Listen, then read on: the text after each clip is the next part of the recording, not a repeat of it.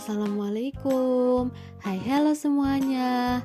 Hari ini kita akan belajar mata pelajaran IPS mengenai mata pencaharian penduduk berdasarkan tempat tinggalnya.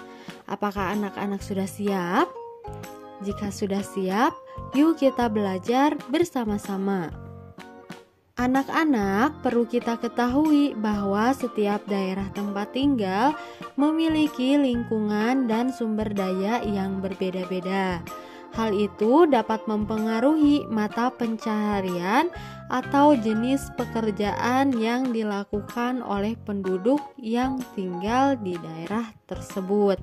Nah, jadi karena lingkungan setiap daerah berbeda-beda, maka mata pencaharian pun berbeda-beda.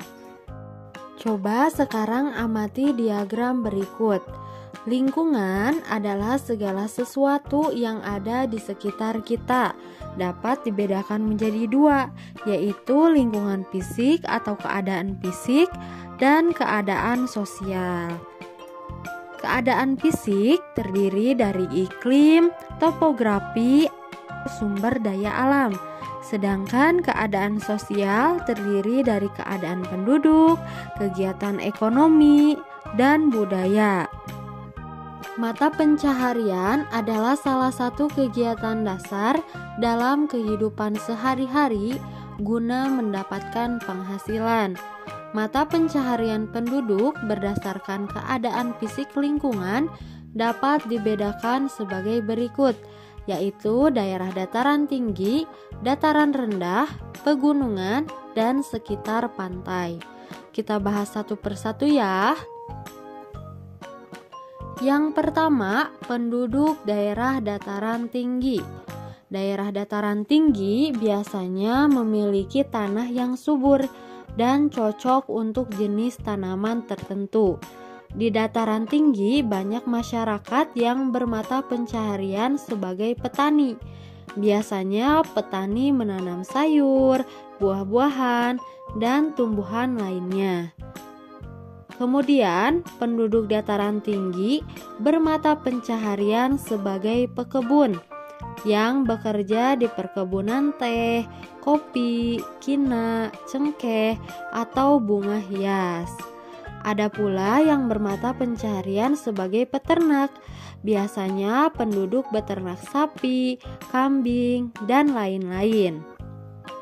Dataran tinggi pun memiliki udara yang sejuk, sehingga banyak wisatawan yang berkunjung ke daerah dataran tinggi, sehingga dapat dimanfaatkan oleh penduduk untuk membuka layanan pariwisata, menyewakan tempat penginapan, menyewakan alat transportasi, berjualan souvenir, kuliner, dan masih banyak lagi.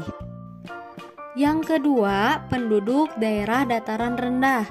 Dataran rendah sangat cocok untuk kegiatan pertanian, sehingga banyak penduduk yang bermata pencaharian sebagai petani. Adapun tanaman yang ditanamnya biasanya padi, jagung, dan palawija lainnya.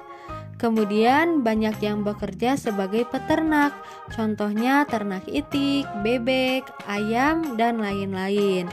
Selain itu, dataran rendah juga banyak dijadikan kawasan industri, sehingga banyak penduduk yang bermata pencaharian sebagai buruh, karyawan, pedagang, dan lain-lain.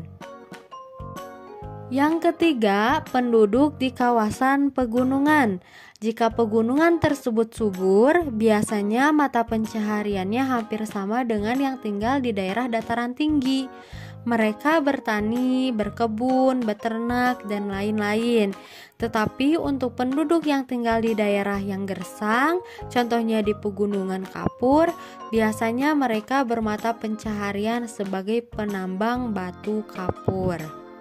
Dan yang keempat, penduduk daerah sekitar pantai. Biasanya bermata pencaharian sebagai nelayan, petani tambak, petani garam, dan ada juga daerah pantai yang dijadikan sebagai objek wisata. Maka penduduknya akan menyesuaikan.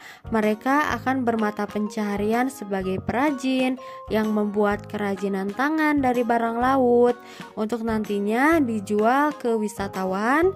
Ada juga yang membuka penyewaan transportasi seperti kapal dan perahu, tenda, penginapan, dan masih banyak lagi. Nah, itulah jenis mata pencaharian yang dipengaruhi oleh keadaan fisik lingkungan. Selanjutnya, kita akan melihat mata pencaharian penduduk berdasarkan keadaan sosial, di antaranya perdesaan, perkotaan, wisata, dan industri. Kita bahas satu persatu ya. Yang pertama, penduduk yang tinggal di perdesaan. Kalau di Indonesia, penduduk yang tinggal di desa umumnya sebagai petani. Karena Indonesia kan kawasan agraris atau pertanian. Jadi penduduknya bertani padi, palawija, tembakau, dan lain-lain sesuai dengan musimnya. Penduduk yang tinggal di perkotaan. Kota adalah pusat pemerintahan atau perdagangan. Penduduk kota biasanya lebih padat daripada penduduk desa. Mata pencaharian di kota umumnya lebih bervariasi daripada di desa. Misalnya sebagai pekerja jasa, karyawan swasta, wira swasta, pedagang, buruh tenaga harian lepas, dan masih banyak lagi. Nah, kemudian di kawasan wisata. Penduduk kawasan wisata banyak bermata pencaharian sebagai pemandu wisata, membuka jasa penginapan, berjualan souvenir, dan lain-lain. Kemudian di daerah industri penduduk biasanya bekerja sebagai buruh atau karyawan, dan biasanya di kawasan industri akan menumbuhkan mata pencaharian yang baru.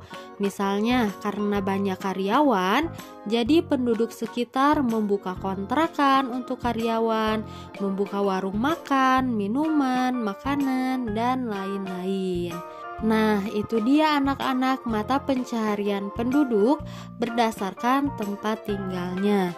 Semoga anak-anak bisa memahami pembelajaran kali ini ya. Sampai jumpa di pembelajaran selanjutnya. Wassalamualaikum.